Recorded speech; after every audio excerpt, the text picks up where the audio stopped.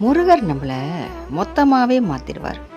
முருகனை நம்ம வழிபடுறதுக்கு முன்னாடி நம்ம வேறு மாதிரி இருப்போம். அவரை வழிபட்டதுக்கு அப்புறமா நம்ம வேறு மாதிரி மாறிடுவோம். நம்ம செயலை மாற்றிடுவார், நம்மளுடைய பழக்க வழக்கத்தை மாற்றிடுவார், நம்மளுடைய குணத்தை மாற்றிடுவார், நம்மளுடைய மனசை மாற்றிடுவார், நம்ம வாழ்க்கையே மாற்றிடுவார்.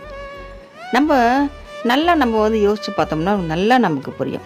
நம்ம முருகன் வழிபாடு பண்ணுறதுக்கு முன்னாடி சின்ன சின்ன விஷயத்துக்கெலாம் நம்ம கோவப்படுவோம், ரொம்ப பதட்டப்படுவோம், ரொம்ப வருத்தமும் நம்ம படுவோம்.